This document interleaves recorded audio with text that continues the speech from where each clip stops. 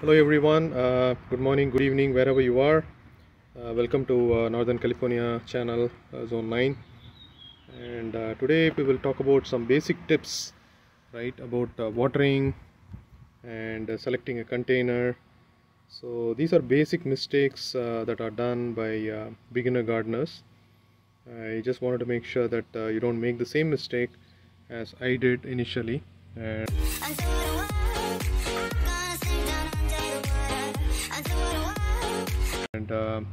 So one of the important thing when you buy a plant, right, it's going to be a growing medium. So you need to make sure there is a good growing medium. So I haven't made a video about growing medium yet, but I'll talk about it in a separate video. It itself is a big topic, and I'll provide a link on that. So the other important thing that you need to make sure is a lot of young gardeners, what they do is they bring a nice plant, growing plant, and then they put it in a pot and they expect it to kind of grow, right? So you need to make sure that they make a mistake, that they don't choose the right container. So here is a container that I have here, right? So as you see, this container has got nice big holes on the bottom. So the water that you put inside, inside the, after you plant it, right, after you when plant is growing, it's make sure that the water needs to drain out. So if the water doesn't drain out, then what happens, the water will get logged, and it causes all sorts of problems like fungus problems and all that. So you need to make sure that it has got big holes, big enough holes there on the bottom of the container, so the water gets really drained. Okay, so there are a couple of other issues I want to talk about. So one is it's a healthy tomato plant, right, and it's growing well. So some people think that you can basically put more water and it can grow fast. That's absolutely wrong. So it needs to make sure, especially in the pot, right, you need to ensure that there is enough water. You don't want to completely dry it out. When you initially plant it, the roots have to be drenched, right? You need to make sure that it does have enough moisture content and the roots are drenched. Okay, at least whatever the 2 feet, or not 2 feet, but 5 inches or whatever, the water is nicely, the roots are drenched. You need to ensure that.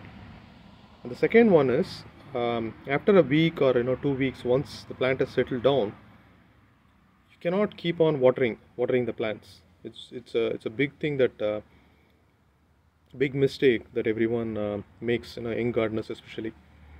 And the one other analogy to give you that is, if you have a baby, and if you keep on feeding the baby thinking that it's going to grow big, that's not going to happen, right? The baby is going to be given water whenever whenever it's hungry, or whenever it needs food. You give the food and whenever it needs. So overwatering can kill the plants. I have lost some plants because a bit of overwatering. I didn't watch it, and I had to throw it away and get a new plant. So what you do is, in order to make sure that the plants are not overwatered, you buy one of these moisture meters. What do you see here? I'll put a link. This is a moisture meter. Just gonna put it here, and I'm gonna show you a better view of this. So you can get this moisture meter. Just leave it on the ground here, right? So you can get this moisture meter in Amazon. So there are two things that you can do, right? So now I'm going to show you. I'm going to test it out and show you. Alright, so I'm doing a moisture test now inside this plant. So you see here, the moisture test shows the plant has enough water content in it, right? So I don't need to water it, right? So basically it swings between one is dry, and then the wetness kind of increases as it goes beyond 3 or 4. So if it is anything above 3 or 4, then don't water it, right? So if it trends between 1 and 2, then it's kind of drying out, and you can put some water.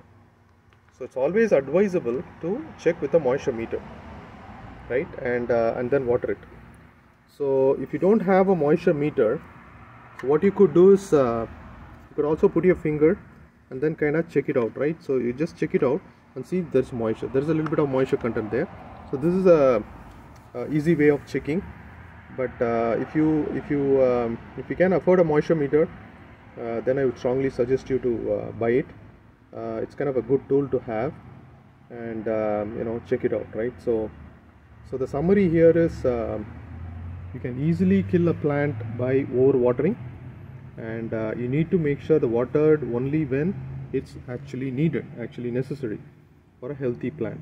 And that's kind of the summary. And then choosing the water container is going to be very important, and it has to have enough drainage holes, and the medium of that you're growing is also very important. The medium is where it's going to grow. That's extremely important, right? And the third tip that I would tell you is when you plant it, right, you need to ensure when you plant it first, if you can keep it in shade and slowly bring it to full sun. If it's a peak summer, you can keep it in the shade, and then if you can kind of slowly bring it to the sun, right, after do it like more like 2-3 hours in the sun in a day, and then increase it to for a couple of days, keep it 2-3 hours of sun, and then increase it and slowly increase it, and then take it to the full sun. Especially for the plants which love full sun, right, you can gradually take it. If you don't have any other option, just put it in the full sun. But if you can, right, it's always advisable, because it takes some time for the plant to kind of settle down in a new environment. And then it's like think about you kind of put it in Antarctica, right? It's going to take time for you to kind of settle down and acclimate to that particular weather. So that's pretty much it, folks, today, and plant care. And hopefully you learned something in this video. If you really learned something, click like and subscribe to my channel. That will help me motivate me to share more tips that I've learned in gardening. Thanks for watching. See you soon. Bye.